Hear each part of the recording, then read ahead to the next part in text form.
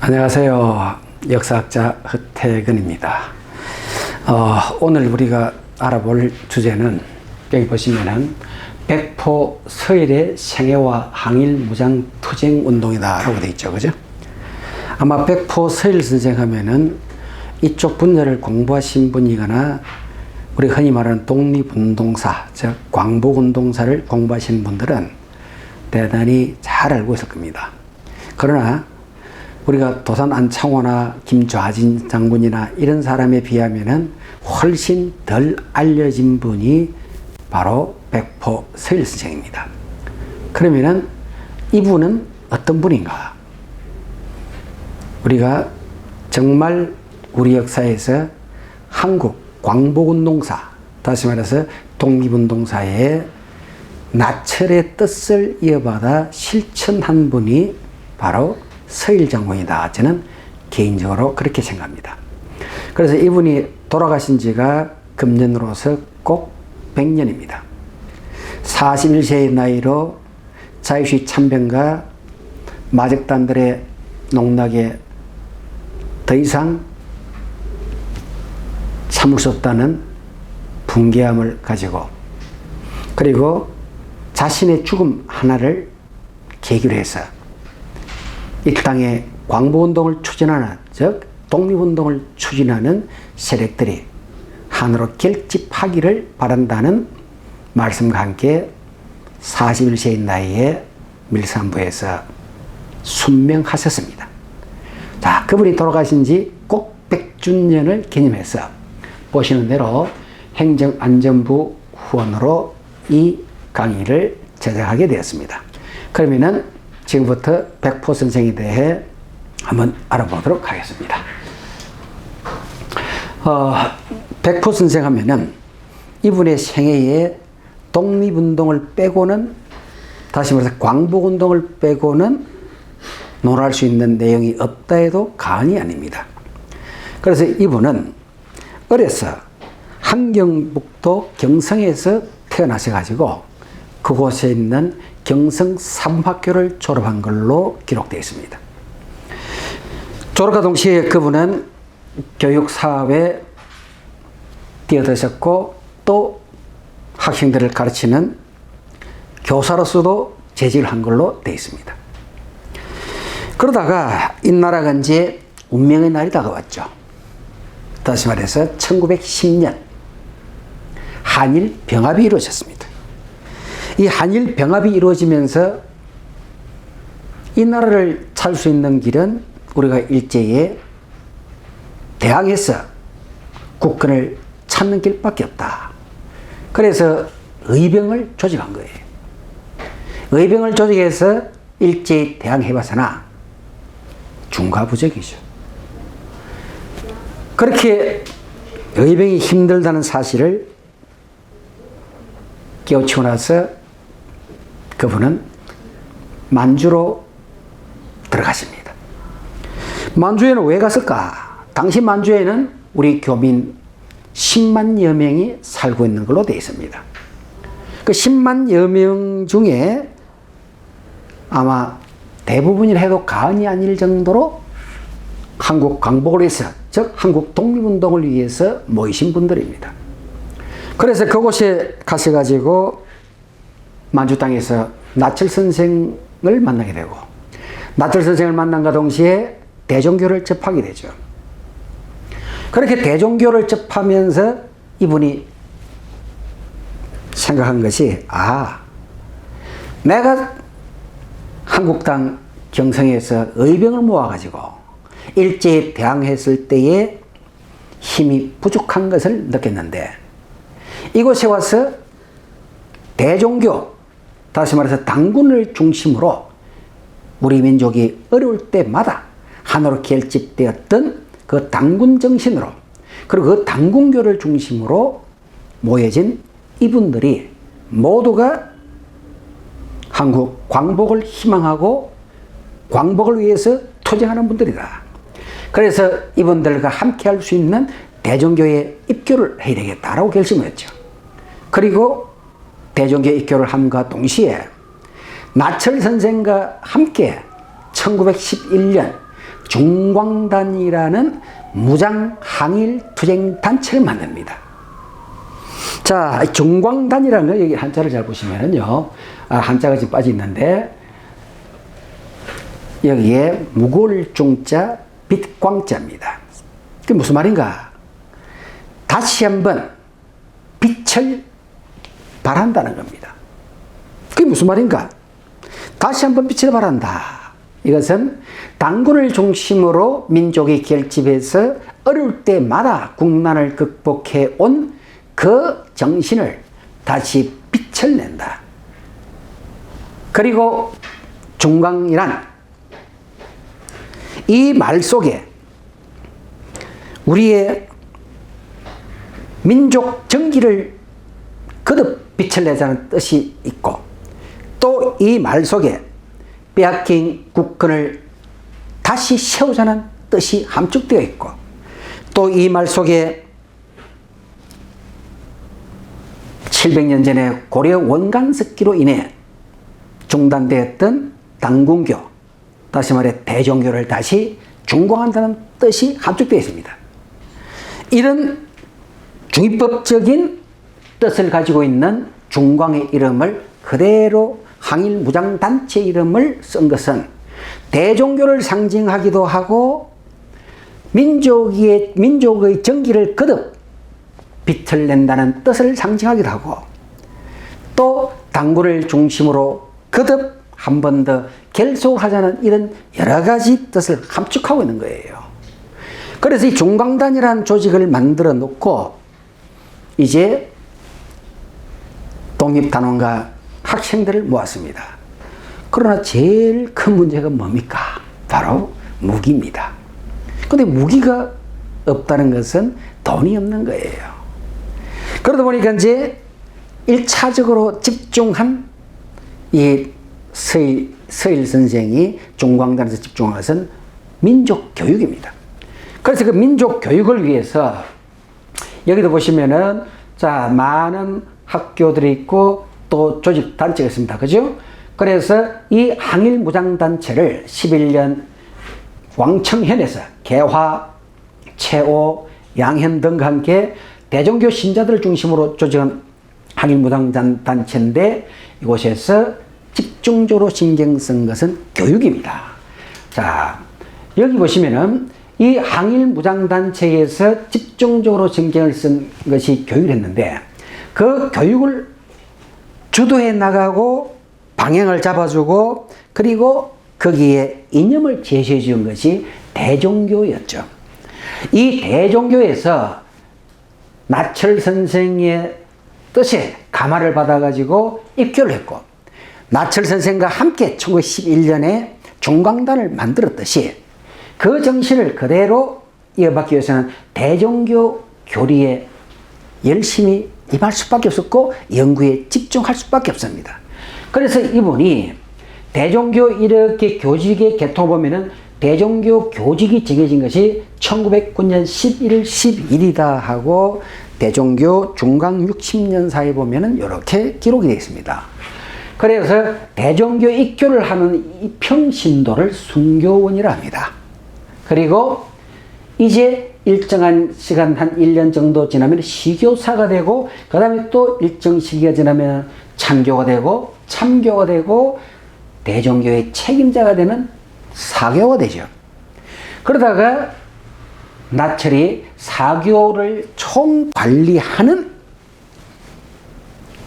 종교의 가장 우두머리직인 도사교라는 직책이 만들어지고, 이 일대 도사교가 나철로 되어 있습니다. 그러니까 2대 도사교가 당연히 김교훈이죠. 그래서 이 김교훈 선생이 이제 3대 도사교로 서일 선생에게 맡아서 달라라고 부탁을 했는데, 이 서일 선생께서는 당시 죄송합니다만은 저는 지금 2세 교육과, 즉 한국 강복을 위한 강복군을 양성하는 교육, 다시 말해 독립군을 양성하는 교육과, 그리고 광복 무장 항일 투쟁에 주력할 때이니까 5년만 기다려 주십시오. 그러면 제가 이 도사교직을 맡겠습니다 라고 했습니다. 그런데 그 사이에 나라에 큰 변이 생겼죠. 잠시 후에 설명하겠습니다만은 그는 그런 변으로 통해서 책임을 통감하고, 그리고 우리 광복군 단원과 또 우리나라 민족이 하나로 결집할 것을 요구하는 유언을 남기시고 순명을 하셨습니다. 그래서 3대 도사교에 침을 하지 못했던 거죠. 자, 그러면 이제 여기 보시면 만주에서 중광단 돼 있죠? 아까 설명했던 대로 무골중자에 빛광자입니다. 이 이제 설립한 것이 1차적으로 이분들이 교육에 가장 집중적으로 했습니다. 교육에 집중할 수밖에 없는 이유가 있겠죠, 그죠? 뭐라 했습니까? 당시 무기가 없고 또 싸울 수 있는 자본금이 없다 보니까 광복을 앞당길 수 있는 인재를 양성할 수밖에 없다. 다시 말해서 독립을 앞당길 수 있는 인재를 양성할 수밖에 없다는 거예요. 그래서 교육사업에 전념했습니다. 그래서 이 대종교 종단에서 만든, 즉 중광단에서 만든 학교만 하더라도 기록에 남아있는 것만 하더라도 11개입니다. 그 11개의 학교가 대표적인 지금 여기 쭉 되어 있습니다. 그래서 그 중에 여기 보시면 명동학교, 왕청 나자구에 있는 이 학교를 집중적으로 양성하고 키우신 분이 바로 서일 선생입니다. 자, 그러면은 이 서일 선생께서 제가 이 강의를 시작하면서 서일 선생의 업적을 정리하면은 무장항일투쟁사밖에 없습니다 라고 했습니다. 이 무장항일투쟁을 하려고 하면은 무기가 필요하죠. 그죠? 네. 우리에게 무기를 팔 수 있는 나라도 그리 많지 않을 뿐더러 그보다 더 중요한 것은 살 수 있는 돈이 없습니다. 그러면은 무기를 우리는 강복군, 다시 말해서 독립군들이 어떻게 구입했는가, 그 방법들을 홍범도 일지에서 잠깐 살펴보면은 홍범도 선생은 처음에는 게릴라전으로 일본군 막사로 치고 들어와서 빼앗았다고 합니다.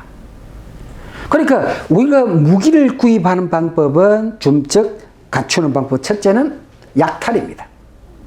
약탈 아니고는 뭐 방법이 없지 않습니까? 그죠? 그 다음 둘째, 무기를 준비하는 방법은 이웃에 인접한 우방국으로부터 지원을 받는 겁니다. 그 우리와 이웃하고 있는 나라가 어느 나라죠?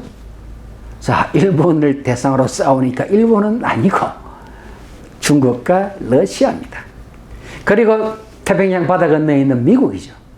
그리고 미국은 거리상으로도 너무 멀어서 사실상 힘들고, 다음에는 중국인데 이 중국과 당시 1920년 그 당시에 우리가 무기를 중국으로부터 지원받는 것도 그리 쉽지가 않았습니다. 왜냐하면 당시 중국도 열악한 상태였습니다.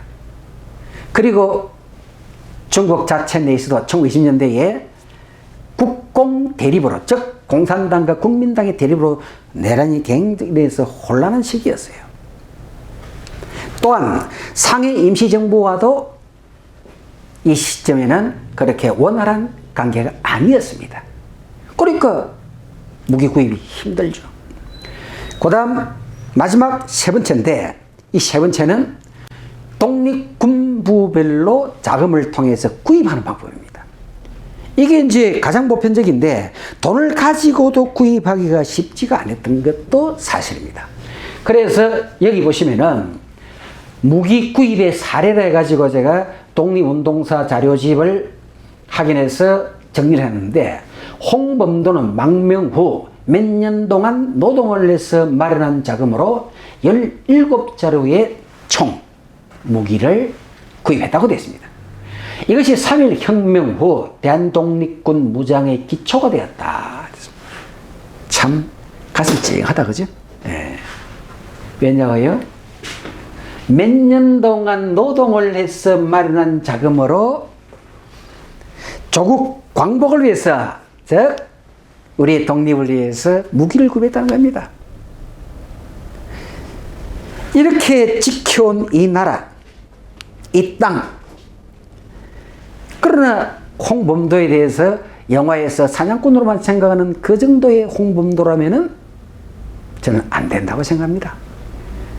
대한민국 국민이라면은 우리나라 항일 무장 투쟁사에 노동을 해서 무기를 구입한 이런 분들의 그 정신만큼이라도 기억해 줬으면 하는 거예요.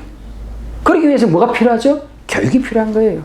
학교에서나 이런 영상을 통해서 가르쳐야 할 거 아니에요.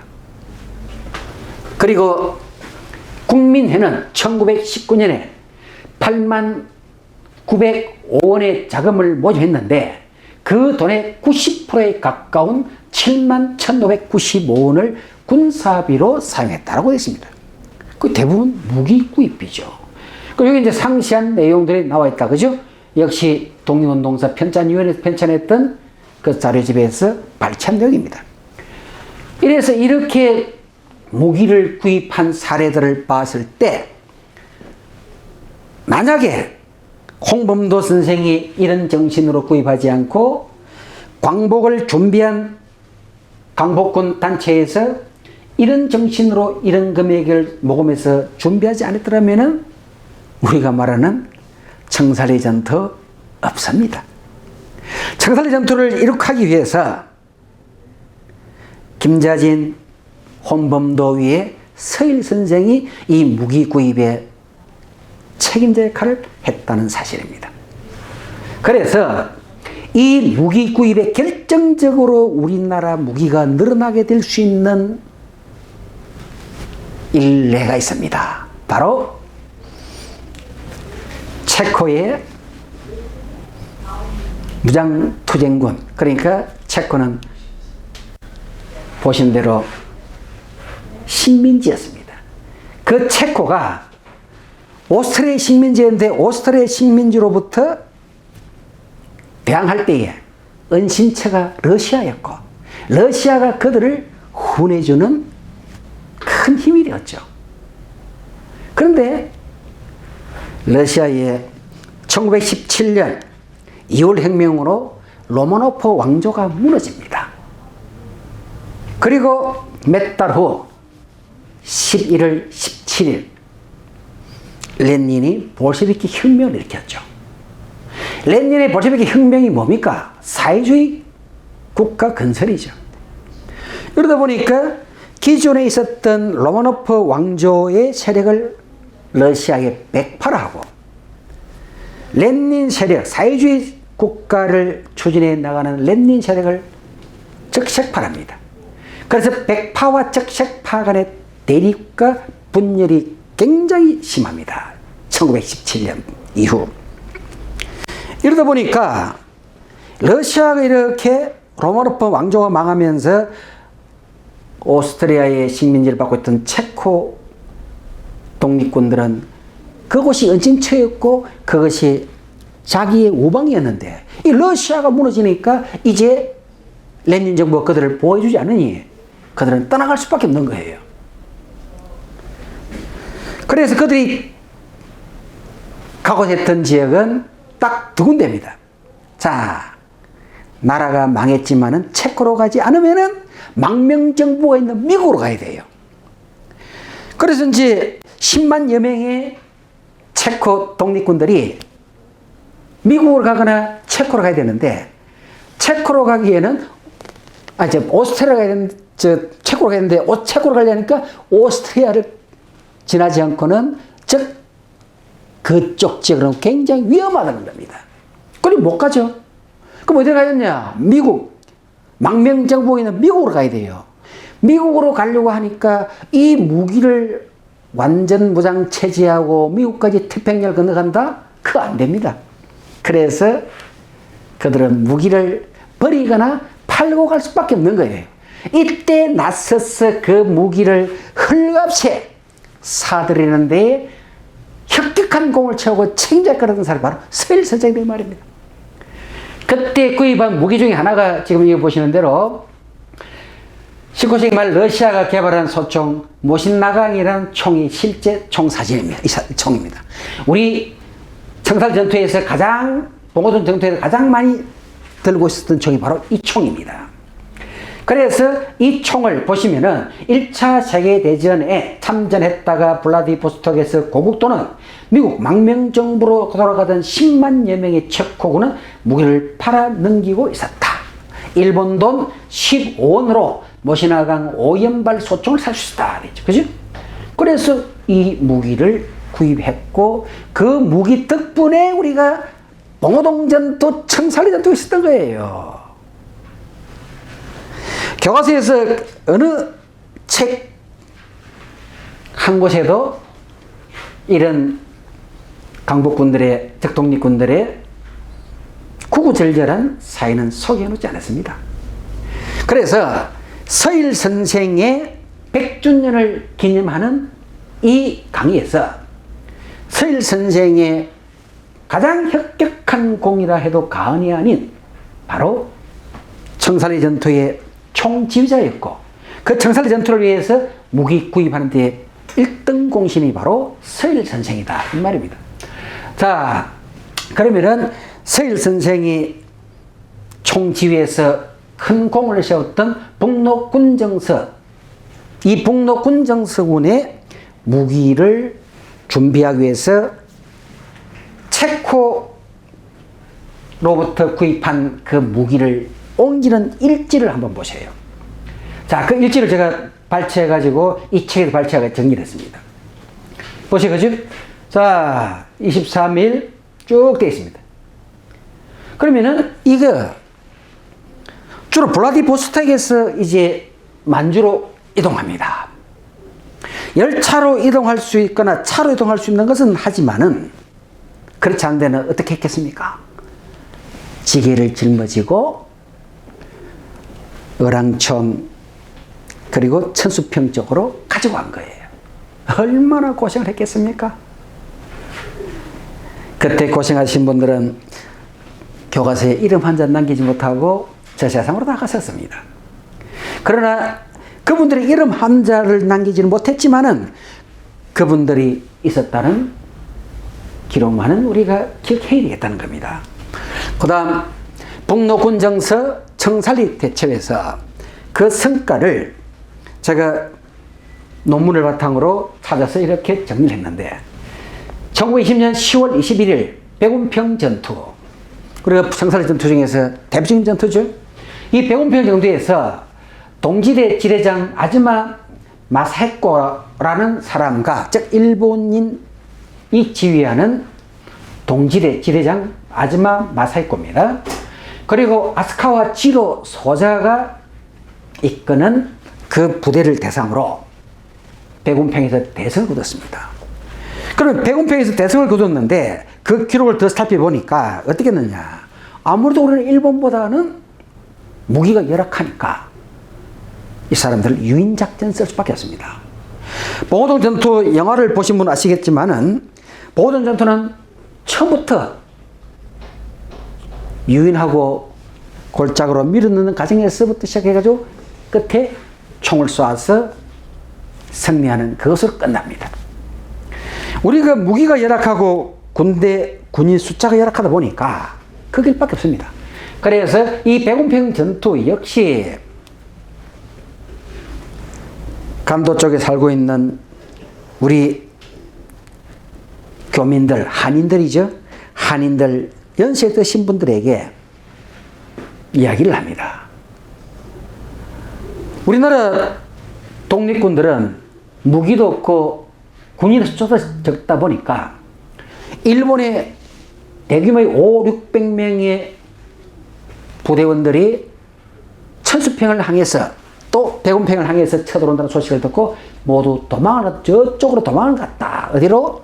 바로 백운평 쪽으로 도망을 갔단다 하면서 우리끼리 하는 것처럼 이야기를 합니다. 그러니까 일본에 파견되어 있는 스파이들이 그 소식을 정보를 듣고 전달한 거예요. 그러니까 우리나라 독립군, 즉 광복군을 섬멸하기 위해서 천수백조 쭉 들어옵니다. 우리는 양쪽을 딱 막아다가 그들을 독에 가둔 것처럼 해서 위에서 쏘았습니다. 그래서 1차 천수평 전투에서 배운평 전투에서 대승을 거둔 거죠. 그 다음 두 번째 어랑촌 22일 그 다음 날입니다. 어랑촌 전투 역시 김자진의 대한군 군정서군을 중심으로 연합부대를 형성해 가지고 맹개골 만기구 전투에서 대승을 올린다라고 되어 있는데, 여기에서도 우리가 역시 주로 해유를 하고 유인했습니다. 그리고 10월 23일 연이어 전승을 올립니다.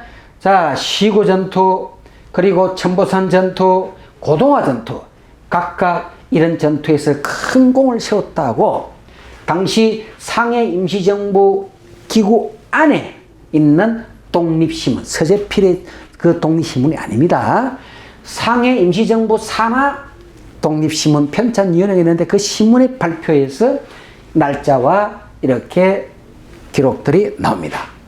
자, 이런 봉동전투에서 혹 기록에는 1,500명에서 2,000명, 또 혹 다른 기록에는 3,300여 명이다.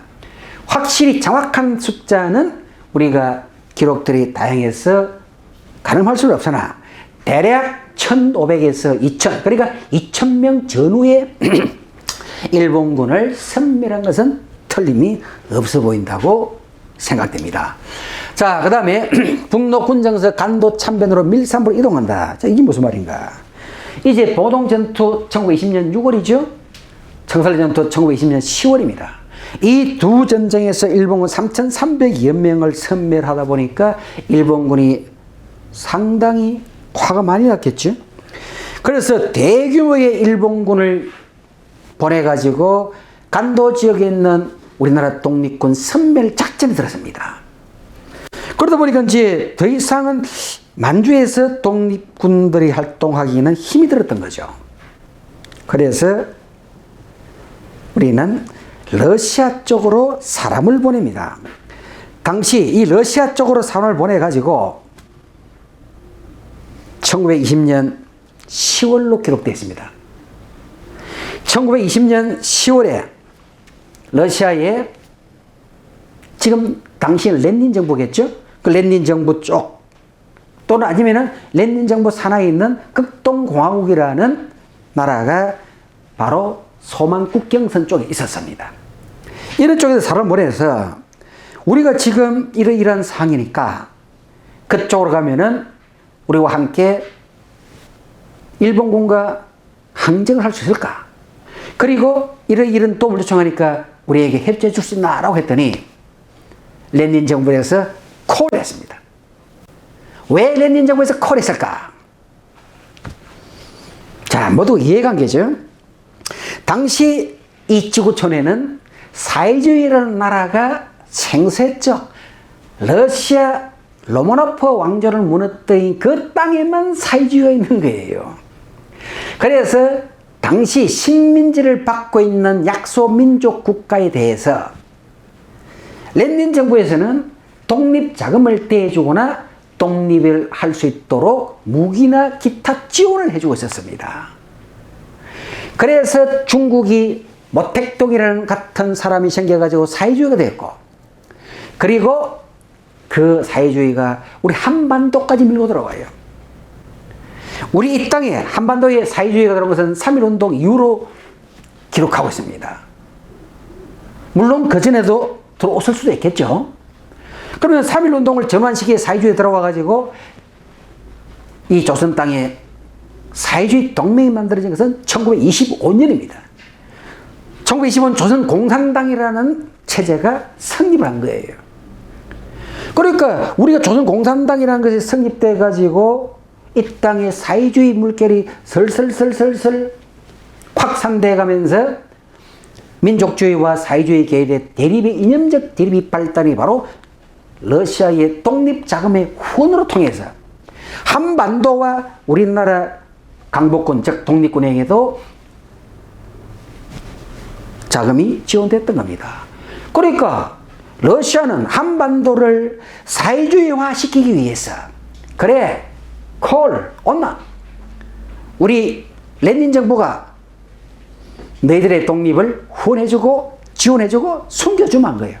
그래서 우리는 이 땅에 있었던 강복군, 즉 독립군들이 소만국 경선을 넘어서 러시아 땅으로 들어갑니다. 그런데 소만국 경선을 딱 넘어갈 때에 just moment, 잠깐 된 거예요. 왜 이러시죠? 하고 물었습니다. 그랬더니 극동공화국, 그러니까 사회주의 체제 중에서 레닌 정부 산하에 있는 극동공화국이라는 그 정부 단체가 당신들 총 메고 기관총 메고 무기 완전 무장 체제하고는 이 국경선을 넘을 수 없다는 거예요. 왜 그러시죠? 하니까 우리 일본과 국제 외교상 관계에서 어려움이 많다. 그러니까 들어오려면은 무기를 버리고 들어오너라 된 거예요. 자, 강복군, 즉 독립군에게 무기를 버리고 오라? 이거는 죽음과 같은 거예요. 그래서 김자진 선생과 서일 선생은 노한 겁니다. 그리고 거기에 홍범도 선생과 허재욱 등등은 그쪽으로 넘어갔습니다. 무기를 버리고.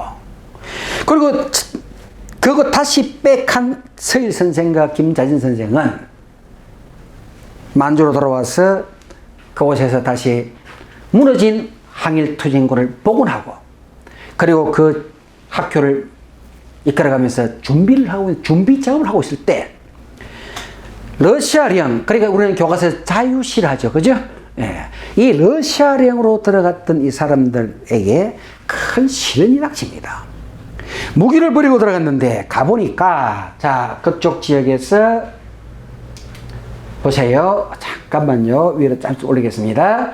자, 그쪽 지역에서 기존적으로 존재하고 있는 한인이 약 10만여 명이 있습니다. 역시 광복운동, 즉 독립운동을 추진하는 세력이 대부분이죠. 그래서 거기에 체 니콜라이 등등등 해서 기존 있는 그 지역 항일투쟁군, 러시아 땅에 있는 항일투쟁군, 우리는 그 사람들을 이르쿠츠파라고 합니다. 러시아 레닌 정부로부터 후원을 받는 이르쿠츠파입니다. 반면 우리 이 땅에서 만주에서 중국, 즉 러시아 땅 자유시로 들어간 사람들은 상해공산당파라고 이야기합니다. 상해공산당파. 이 사람들은 극동공화국의 후원을 받는 사람들이에요. 어쨌든 조국의 광복이라는 큰 사명을 띠고 항일투쟁을 한 건 틀림없지만은 러시아 땅에 가서 보니까 러시아 땅에서 항일투쟁을 하는 체 니콜라이 세력, 즉 이르쿠츠파와 그 다음에 만주 땅에서 항일투쟁을 했던 이 상해공산당파, 즉 극동공화국의 후원을 받는 이 세력들이 자유시에서 한때 딱 뭉친 거예요. 그래서 보니까 누군가가 한 사람은 지휘를 해야 되겠죠.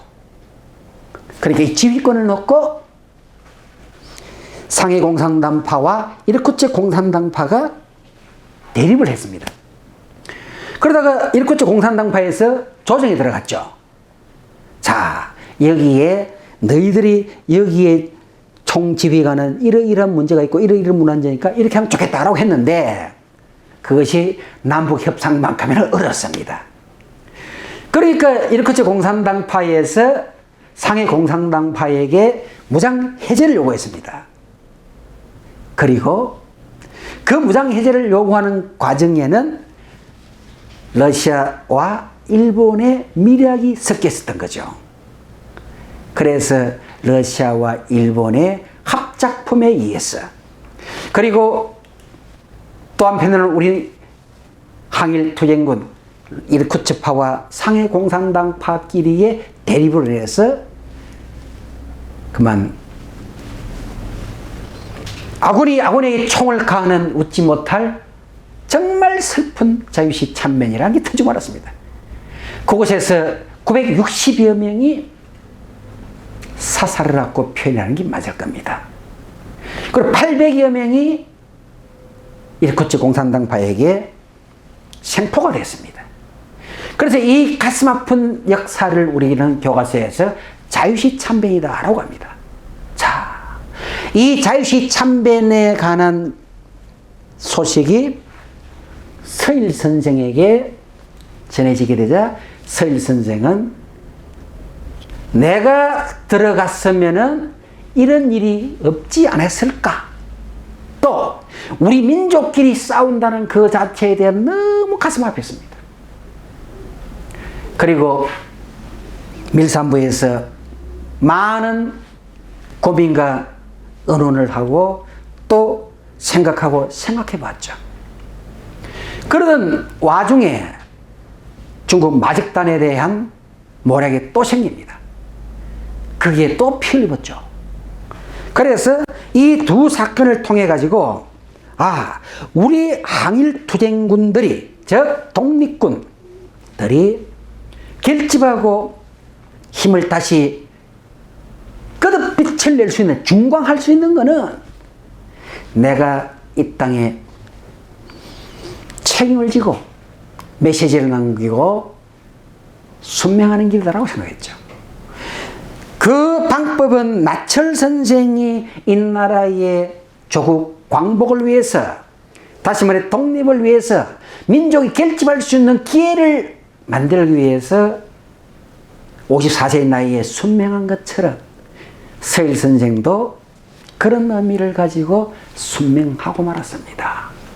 자, 이렇게 서일 선생이 돌아가신 그 시기에, 그러니까 이거는 지금 돌아가기 직전이죠, 그죠? 돌아가기 직전에.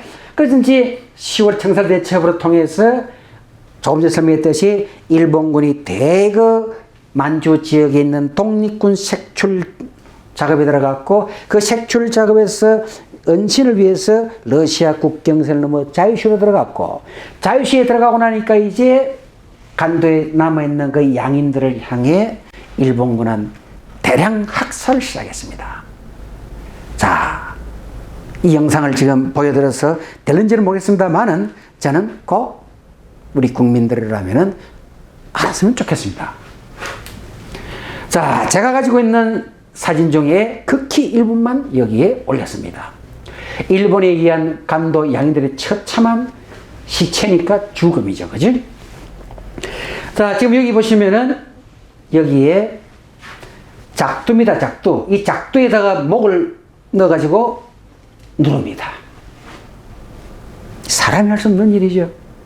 세계 역사, 어느 나라 역사에 이렇게 잔인한 역사적 사진 증거물이 남아있겠습니까? 상상을 초월합니다. 그리고 28명의 기독교인을 세워놓고 소총사기 연습에 관역으로 썼다는 거예요. 있을 수 있는 일이에요. 연길엔 의랑구에 30여의 전 주민을 몰살하고 사형제를 불타는 가옥 속으로 밀어 넣었습니다. 저는 이 글을 다 읽기도 힘이 듭니다.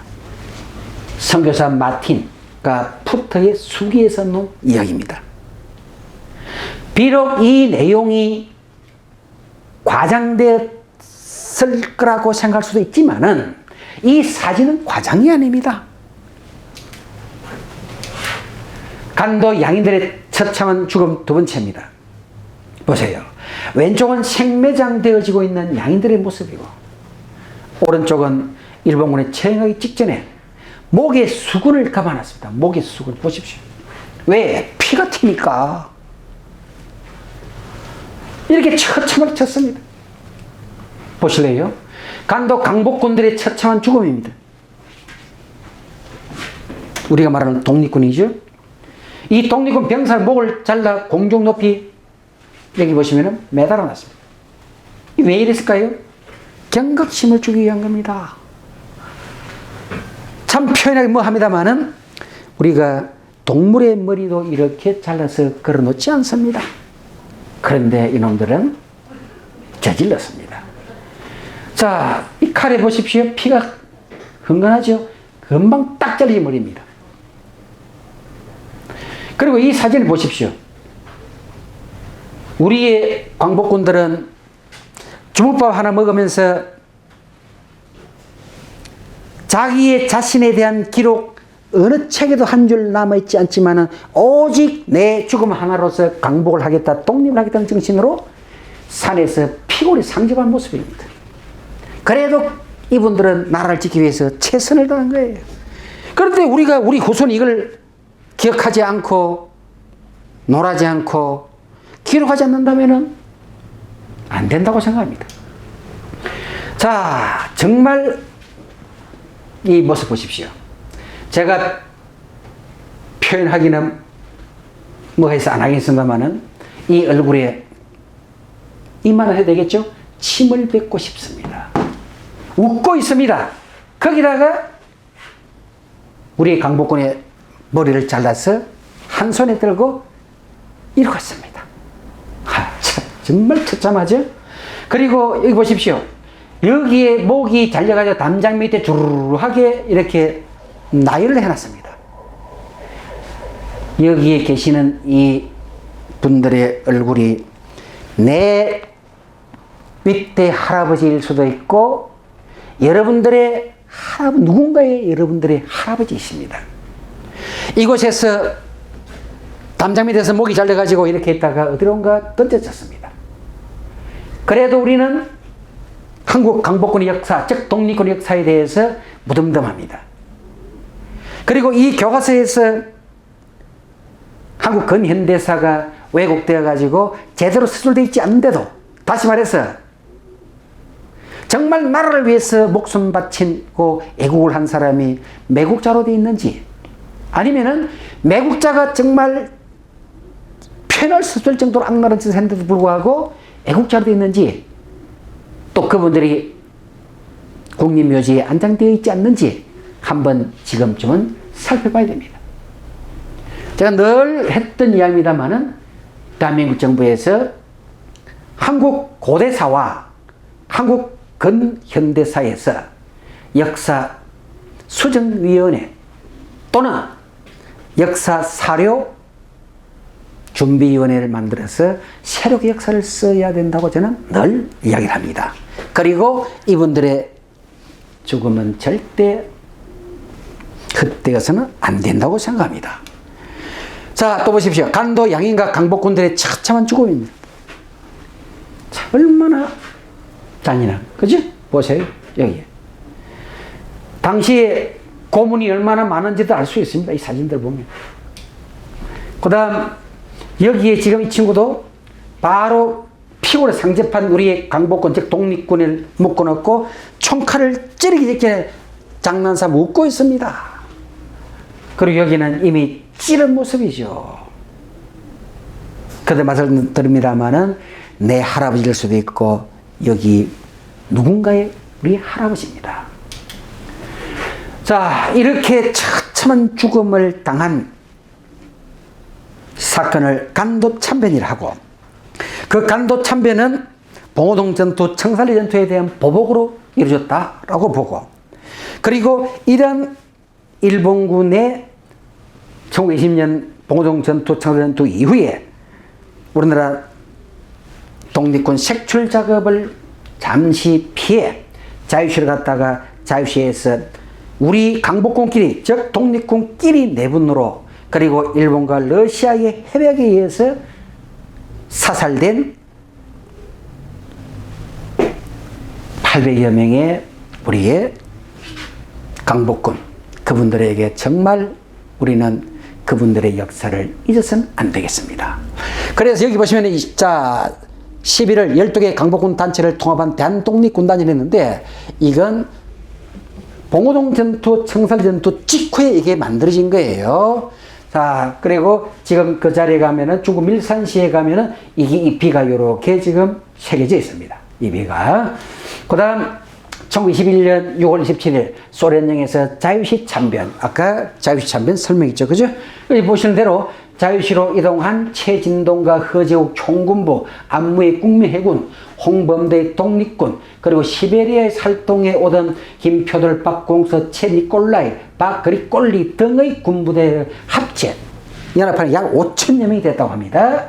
그래서 지휘권 문제가 된단 말이에요. 그때 이르쿠츠파, 이꼴 레닌의 후원을 받는 공산당파, 그 다음에 고려 공산당파, 이꼴 상해 공산당파, 이거는 여기 후원을 받는 세력들입니다. 두 세력 간의 지위권 문제를 통해서 대립을 하다가 우리 민족끼리의 내분이요 러시아, 일본의 배후에 의해서 저질렀던 피해를 자유시 참배 이겁니다. 자, 그리고 여기 신문 보시면은, 이 당시 서울신문 그림인데, 여기 보면은, 러시아 땅에서 러시아 군복을 입고, 당시에 갔던 우리 강복군 모습들을 볼 수 있고, 그리고 여기는 당시에 이 자유시 참배를 통해서 포로가 되어가지고 가는 모습의 사진입니다. 포로군으로 잡혀서 가는 겁니다. 자, 그 다음에 소련과 만주의 국경지대 밀림 속에서 41세의 나이로 운명했다. 아까 얘기했죠, 그죠? 자, 이분이 운명하시게 된 것은 1921년. 자, 러시아령 자유시, 우리 그쪽 지역 표현으로 스보보드니라고 표현했다. 그럼 우리는 한국말로 자유시라고 하죠, 그죠? 독립군 제거에 나선 일제와 러시아 간의 밀약, 러시아 정권에 의해서 항일 군인 살인의 600여 명이 사살되고 600여 명. 그럼 이게 이제 또 그쪽 기록에 보면은 우리가 860여 명, 또 어떤 데는 600여 명. 그러니까 적어도 600에서 900명 사이 정도가 되는 것 같습니다. 그래서 이 독립운동에서 최대 비극이고 이를 86 소만국경선에서 이런 일들이 있었다. 그래서 이런 일을 당한 독립군들의 소식을 접한 서일 선생은 41세의 젊은 나이로 아까 설명했던 대로 민족은 하나로 결집해야 된다. 둘째, 우리는 반드시 항일 투쟁을 통해서 광복을 되찾아야 된다. 그리고 우리는 다시 일어나야 한다. 라는 메시지를 남기고 41세의 나이로 밀산부에서 순명했습니다. 자, 이러한 내용들을 바탕으로 알아본 것이 이 서일 선생의 서거 100주년이 되는 금년에 나와 있는 사례들이 많지가 않습니다.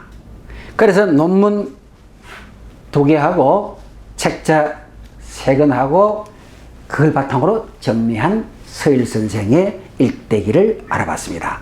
아무쪼록 이 영상을 보신 분들은 서일 선생에 대한 그 정신과 그리고 그 공은 잊지 않기를 바라면서 강의를 마치겠습니다. 감사합니다.